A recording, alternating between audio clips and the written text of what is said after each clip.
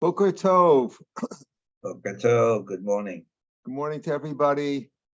Good morning. Today's Daf is Daf Lamed Hey in Sota.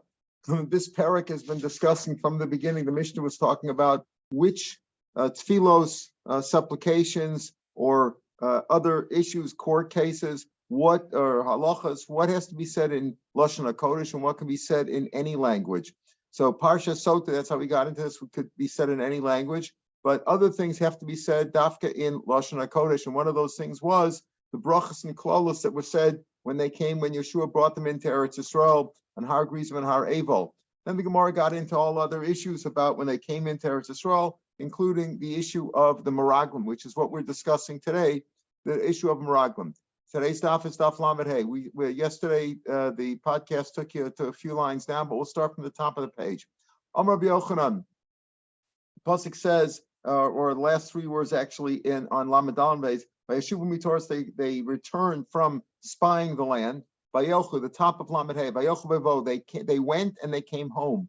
They went. Amar Rabbi Yochanan Mishum Rav Shimon Bar Yochai, Makash Alichel B'Yad. There's hekesh in the same pasuk between going and coming. Ma B'Yad B'Eitzah Ra. Just like when they came home, they came back with bad advice. Afalicha B'Eitzah Ra, to tell you that the Meraglim went out originally with evil intentions in mind to spread false lies about Eretz Yisrael. And they told them, we came into this country. It's a great country, good land, but there's some problems there. But the nation that lives there is a tough nation, is a strong, tough nation. We won't be able to defeat them. So they start off by saying good things about Israel, and then they said bad things. Amar Rabbi Yochanan, Rav Meir, so any evil tidings that you say without telling some truth at the beginning, ein maskayim, will not last. In other words, when you want to tell a good lie, start off with the truth. The truth they know is they're telling the truth, so you start to believe them, and then you finish up with the lie. So they told something true at the beginning, which was how great Eretz Yisrael was. Now, the nation, of course, got upset when they heard the report of the spies, and they didn't want to go into Eretz Yisrael. Kalev quieted them down. El Moshe. In other words, he tried to appease them in order to that they should join forces with Moshe. They shouldn't be against him. In other words, he tried to turn the tide in Moshe's favor. How did he do that? Amar Rabba, she says in Bidvarim, he enticed them. He appeased them with words. What happened? Pasach Yeshua, he saw that Yeshua, when he started talking, the Kamashtoi, and he was saying good things, Amrlay, and they said, well, Yeshua is telling us what to do. Dain Rosh K'tiyah, this head, it's been cut off, Yamal should speak. But why should listen to Yeshua? Unfortunately, he didn't have any children. So who is this guy? He has no power. He's not a strong person without children, because he has no interest long-term, maybe, because he has no children. He has no, he has no money in the game, so to speak, right? And therefore, he's not important. We don't have to listen to Yeshua. So you saw that Yeshua started off to try to defend Moshe right away and to defend Hashem and Eretz Yisrael. So they cut him down. So Kalev said, if I talk the same way and try to start off with good things, so they'll also say something against me, and they'll shut me up. They'll stifle me. They'll muzzle me from speaking. So I better not start off saying something good. Amalei, and I told them, Amalei said, so he started to say something which sounded like he was also joining them against Moshe. Amalei said, is this the only thing that he's done to us, leading us into the Midbar to come to Eretz Yisrael, to a bad place? It sounded like he was joining with them, that he was on the side of the Meraglim. Is this the only thing that Ben Amram did to us? Unfortunately, say he's called Ben Amram because since Moshe was his Rebbe, he shouldn't call him by his name. Savri, they said, so everybody thought the Genusikim story that they were talking good. They were talking about that Kalev was also going to say something bad about Moshe. He started by saying, "Is this the only thing that he's done to us?" So they thought, okay, well, listen to him. Ishtika, so they were quiet. Then he told them, so look at the things that he's done. Look at things that he's done. Is this the only thing? Like, you're upset about this? What about the other things? What are the other things? He did good things. He took us out of Mitzrayim. He split the sea. And he gave us the Monti. Look at the good things that he's done. If he would tell us, if he would tell us right now, build ladders and climb up to the heavens. Lo nishma, we want to listen to, look at the good things that he's done. Don't just assume that he's only going to do bad for us. That's how Kalev quieted the people down. Alona, we will go up, we will inherit the land. We can definitely do this. But the other people, the other spies, the 10 spies, said, no, we won't be able to. The Meraglim said a terrible thing at that time. His pasuk says, they said that we're not able to. They said, lo nuchal ki chazaku mimenu, because the land and the people there are too strong for us. I'll take mimenu. Don't read mimenu as referring to us. Mimenu can mean us. It could also mean him. El mimenu kaviyachal afilu balabai sen yachalot tzid kel misham, as if to say that they're even stronger than Hashem. That even the balabayas, the owner of the land of Eretz Yisrael, he can't even take out his furniture from there. He can't take out his camp. In other words, they're preventing him. They're stronger, so to speak, than God. That's the terrible thing that the spy said. Eretz Yisrael Yeshvehi, they said that it's a land that consumes its inhabitants. Darish Rabba, Baruch Hashem said like this: I did them good things for them. I caused some things to happen in Eretz Yisrael that would be good for this, for the Jews and for the spies who saw it. And they interpreted it the wrong way. What it was, I thought to do something good for them. Wherever the spies reached, when the spies when they went around Eretz Yisrael, wherever they came, meis chashiva to do. So one of the important nobles of the Goyim who lived there died. Why did I make them die at that point? So that the Goyim would be occupied with burying their noblemen. They won't inquire about the spies. In other words, I wanted to give the spies a respite, that the Goyim shouldn't see them and harass them and say, tell them to leave. I was doing a good thing. I kept them occupied by having their nobles, the Goyim's nobles, die wherever the spies went. The Ikarami, I'm saying Eov Nachnafshe, that Eov died at that point. Everybody was busy with his hesped. But the spies then interpreted it as a bad thing. Wherever he went, people were dying. So their nobles died wherever he went, so it's a bad land. And we were in our eyes like grasshoppers, and so we were in theirs.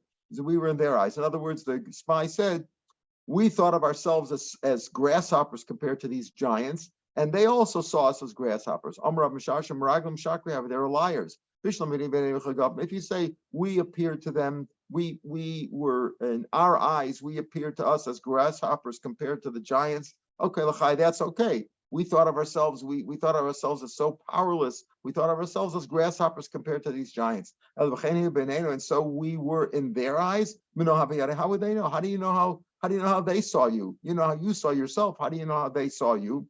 But it's not really the truth. They weren't liars in that aspect. Why? When they would, as we said, the nobleman died, and whenever they would give them their Suda Savra, right after the burial, they would give them a meal. 2 hours they have. Remember, they would do it underneath the cedar trees. And when we saw them, when we saw them under the trees, we went and hid up in top of the trees so they shouldn't see us. We were hiding. We were afraid of them. And when we were in the trees, in the top of the trees, we heard them saying, we heard the guy themselves saying, we saw some people who were like grasshoppers, little tiny people up in the trees. So that's the lashon when the spy said the chein hayinu be'eineihem, that we appeared to them also as grasshoppers in their eyes. They were telling the truth. They didn't just make it up because they heard them talking that way. Everybody lifted their voice when they started crying. When they heard the bad reports of the spies, everybody started crying and screaming. That day, Erev Tisha B'Av, or was Tisha B'Av or Erev Tisha B'Av, it was day of Tisha B'Av. They cried for nothing. And I will make this day, this terrible day of Tisha B'Av, a day of crying for many, establish it as crying for all generations, because it will be the day, of course, in which the Beis Mikdash were destroyed. And they all said, Lirgamos Sambabanim. Let's take Kalev and Yeshua were defending Moshe and defending Israel. Let's stone them. Exhibit says afterwards, B'chvod Hashem nir ba'ol moed, and the honor of God appeared in the tent of meeting in the Mishkan. They took stones and threw them towards heavens, towards God. In other words, if to say they were throwing stone, they were about to throw the stones, and they said the honor of Hashem was there, as if to say that they were really actually throwing stones towards heaven. By Imusa Anashim, they died. Those who spoke badly of Eretz Yisrael, of the land of Aretz, they died. They died. They died an evil death in a plague. They died an unusual death. Unusual death. Near the Ra Magefa Darsh. It's not just Magefa, but Ra. It says Vayimasu Anashim Ra b'Magefa. He's darshing as if to say Ra b'Magefa. They died not just Dibas Haaretz.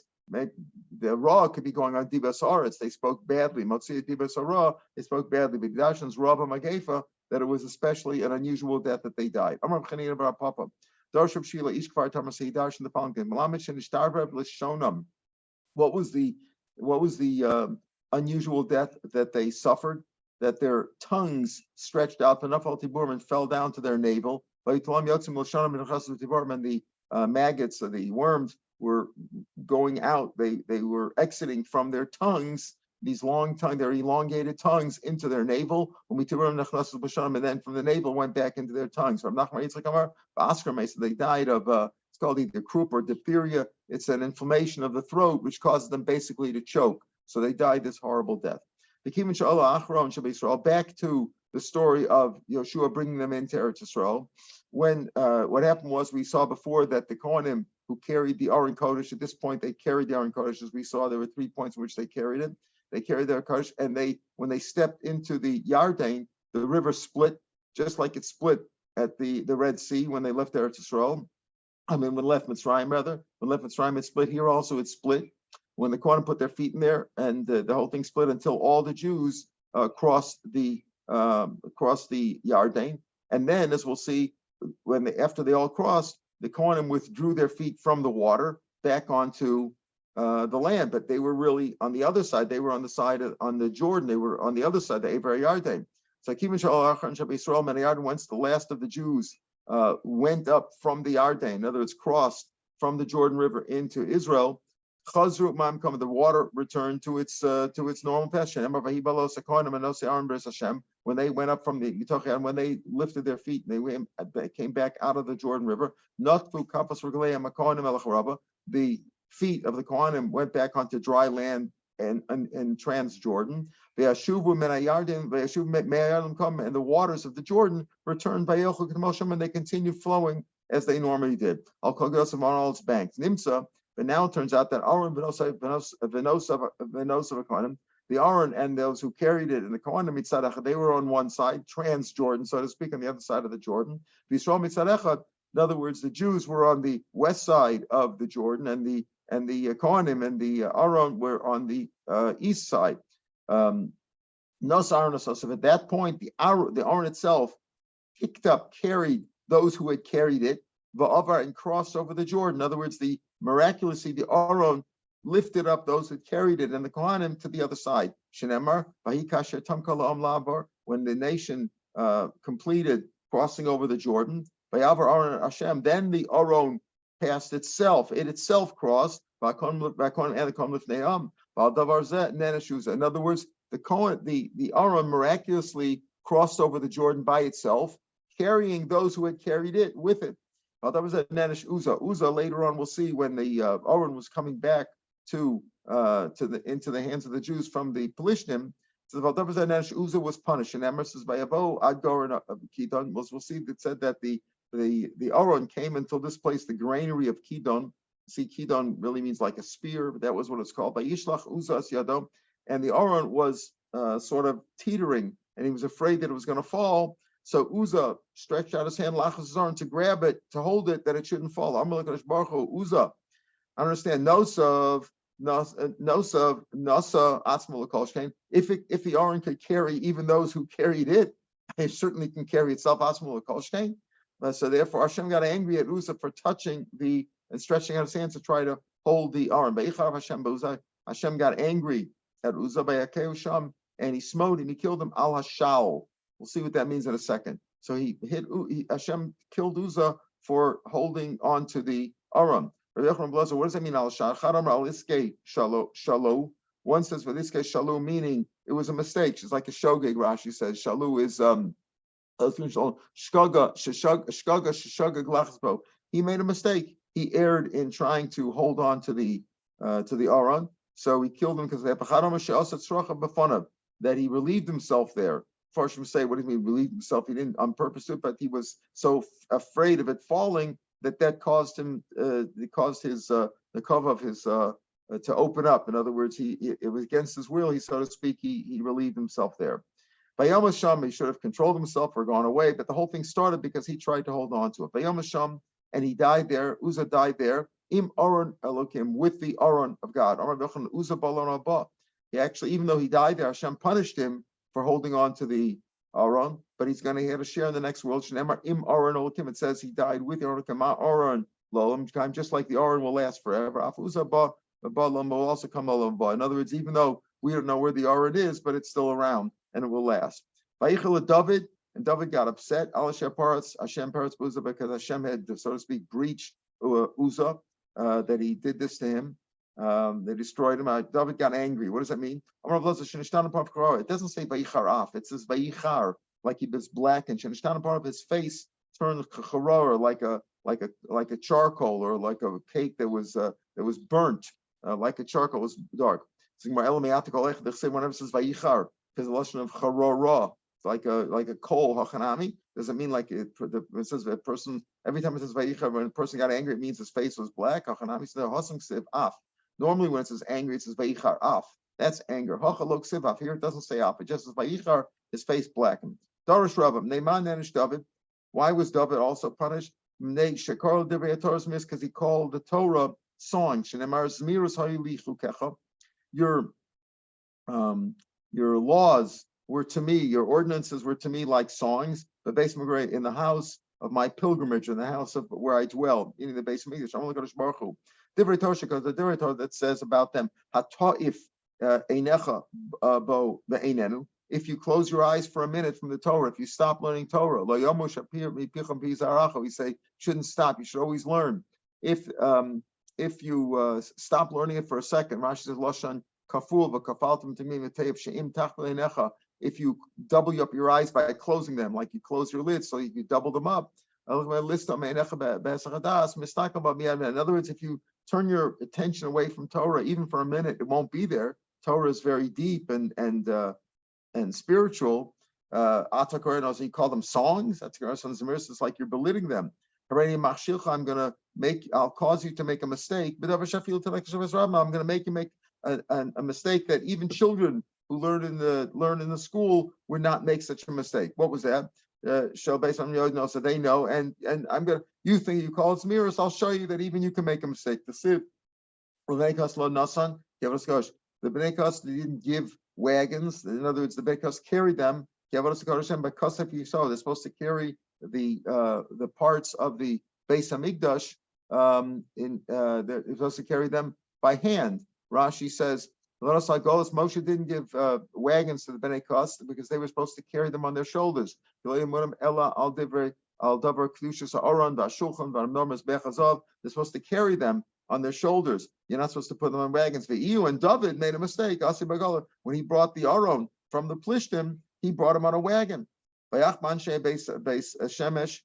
the people of Beis Shemesh were destroyed. Hashem smote them. He robarm because they looked at the Aron as it was passing through that area. Says Hashem smote them because they looked at it. What were they supposed to do? What they did wrong. One says while they were working, they were busy harvesting. They just took a look over there instead of standing aside and giving it proper attention. They just, while they were working, they said, "Oh, take a look over there." Like they looked at it without showing it respect. They also threw some bad words at the Aron. What do they say? It says, "Mana mircha lahademas." Who got you angry? We're on Amid Beis, on Lamed Hamid Beis, the top. Who got you angry? You Aron, that you allowed yourself, you didn't save yourself from being taken into captivity by the Plishtim. Uman also lech device, and then what happened? who pacified you that now you changed your mind and you freed yourself. In other words, if to say the Aron didn't need human intervention to free itself, the Aron could do it itself. So it's like they threw things and says, oh, well, you Aron, why did you allow yourself to be taken into captivity originally, and now why were you pacified? They threw like words at it that way. This goes back in Shmuel Aleph. We're talking about Shmuel Beis. It goes back to Shmuel Aleph. Hashem destroyed in the nation in that nation 70 people, but 50,000 ish and 50,000. So what does it mean? 70 people and 50,000. Again, a machlokas or bavu or belazar. This is probably just brought down because it's really not the issue over here. But you have just like you had a machlokas or bavu or belazar about the Aron, why the people in Beit Shemesh were killed, and that we were talking about the Aron. So he talks here another machlokas about that Rabbi Vona Blazer had Shiva Misha were 70 people that were killed. Each of these 7 was the equivalent of 50,000 people. Some say no, he killed 50,000 people. And each one was the equivalent of the 70 rabbis, judges of the Sanhedrin. In other words, the Chashuvim, the most noble people among the Jews. That's why he was called. That's why I said 7. There were 50,000 people, but each one of them was the equivalent of 70. Back to the Aron being brought from the Pelishtim to the possession of the Jews. Aron Hashem, when the people who carry the Aron, when they marched, Shisha Tzadim 7 paces, 7 steps, 6 steps rather. Whenever they walked 6 steps, they made an altar there. And they sacrificed oxen and fat animals. That's what they did at each 6 steps. Except that it says Shiva Parim B'Shiva, and that also says 7 bulls and 7 rams. So what does that mean? Is it at every 6th step they did shor or mori, they did 2 animals, or it says 7 parim and 7 elim. Amar Papa Bar Shmuel, I'll call psia shor mori. On every step they did 2 animals. I'll call sheish v'sheish, and on every 6 shiva parim v'shiva elim. On every 6 steps they did 7 parim and 7 elim. But that means that every step they sacrificed some animals. All of Eretz Yisrael was filled with altars. Every step they made another altar and made sacrifices. I'll call sheish on every 6 steps. Shormeri is still a lot of altars, right? On every 6 steps they did 2 animals, a shormeri. I'll call shisha. I assume that means shormeri. It maybe means the shore, which is mari. I'll call shisha, but they did on every 6 steps they sacrificed some animals. I'll call shisha some, and every 6 sets of shishpias. So in every 6 steps they did at least 1 or 2 animals, and then on every 6 sets of 6 steps they did shiva parma shiva elam. It says Siv Kidon. It says when they came to, we mentioned that word before, they came ad Gora and Kidon. They came to the granary of Kidon. Kidon is like a spear or a javelin. B'ksiv Nachon, and is also called the Goran of Nachon, the established one. Amar Velchan, but Tchila Kidon originally was like a spear. Will Besof Nachon. What do you mean by that? The Tchila Rashi says it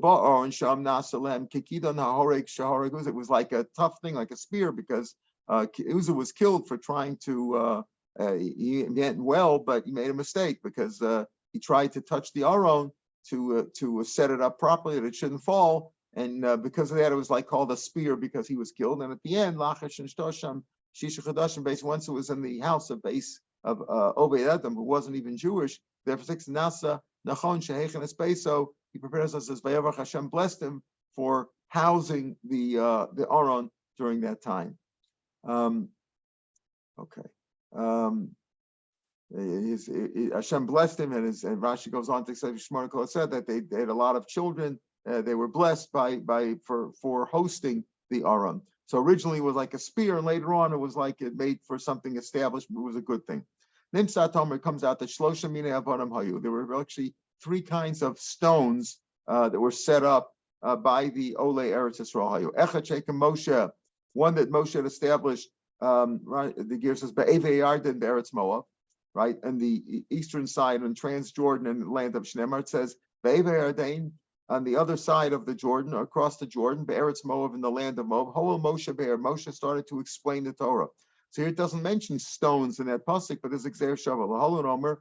Later on it says, "V'kasafta leinas on these stones, and write the Torah on these stones." But and it says there, "Ba'er Heitev, va'asi Be'er Be'er." So we learn Xer Shavuot.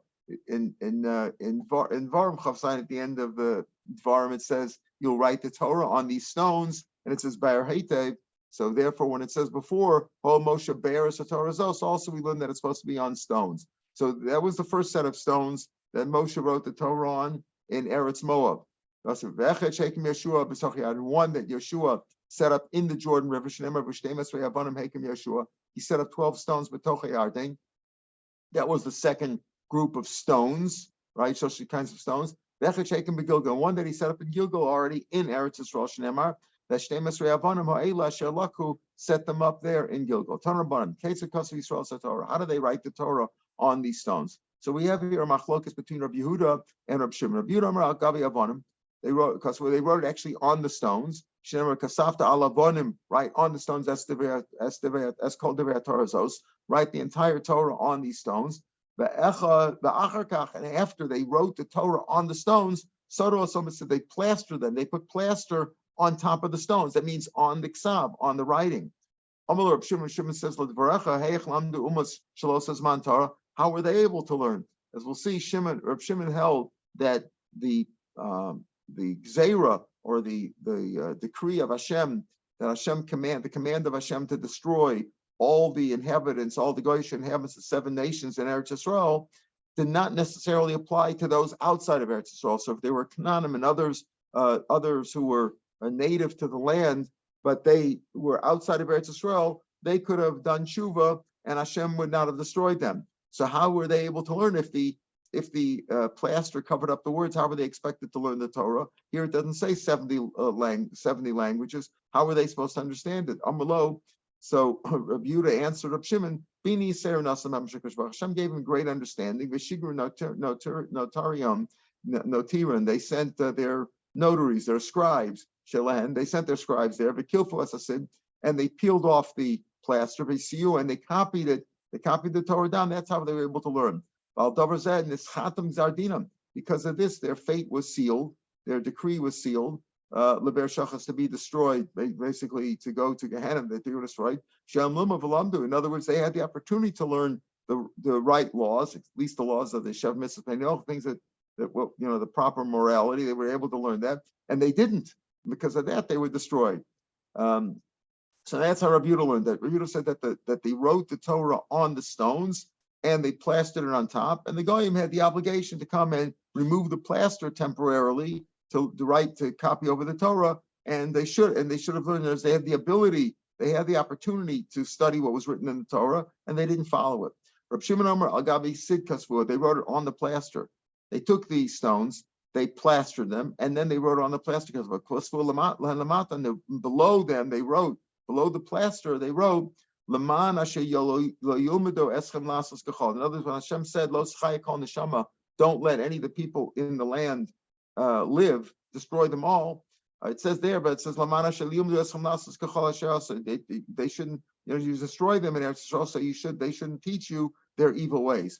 Halamadata, says Reb Shimon, if they wouldn't have their evil ways. In other words, if those outside of Eretz Yisrael refrained and returned from their evil ways, we would have accepted them as going, because it says they shouldn't teach you their bad ways, but if they have good ways, okay, then they could do tshuva and they would be accepted, as we'll see. But according to Rabbi Yehuda, there was no choice. All the Canaanim, all the 7 nations had to be destroyed totally. According to Rabbi Shimon, it says no, you put the writing on the outside. So number one, they could see it. You didn't have to have this complicated issue that they would come and remove the plaster, etc. Write it on there and write on it that's only that the Goyim outside of Eretz Yisrael, if they should see that it says the reason we have to destroy them so they shouldn't teach you their evil ways. But if they returned and disavowed their evil ways, then they wouldn't be destroyed. We would accept it. My time, Rav Shimon.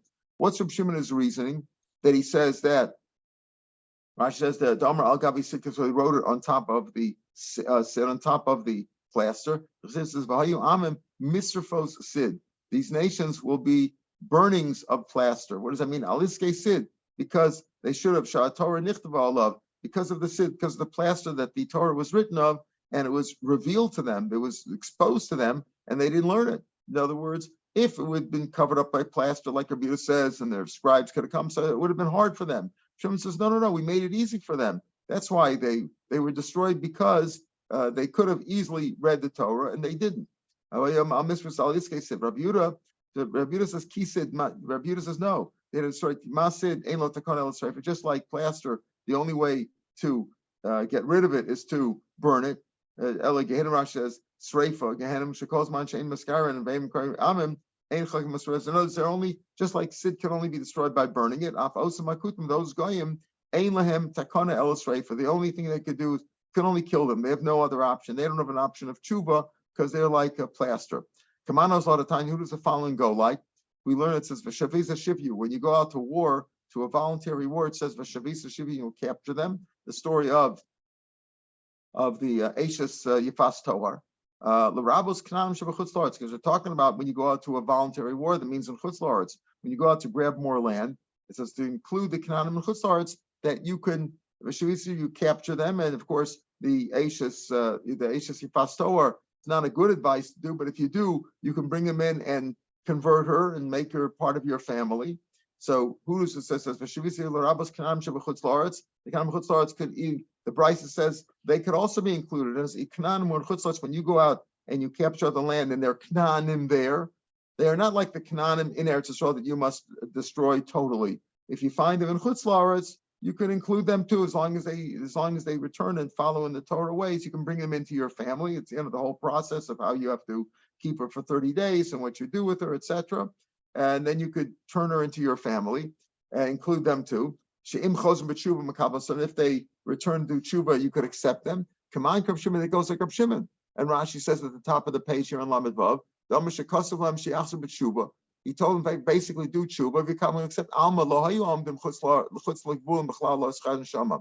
The command to destroy all the 7 nations in Eretz Yisrael, you're supposed to kill them all utterly, totally, did not apply to those of the 7 nations who lived in Chutz La'aretz. If they lived in Chutz La'aretz, they had an option to return according to Rav Shimon. Rashi goes on, Aval Rav Yehuda, kulam b'chlal eschaya. According to Rav Yehuda, they all had to be destroyed. All the Canaanim had to be destroyed. All right, we'll pick it up here from the top line over here tomorrow, Mitzvah Hashem, in the same place. And tomorrow and Friday, apparently, I think we will learn also on Zoom as they continue the work in the shul. Have a good day, everybody. See some of you in a few minutes.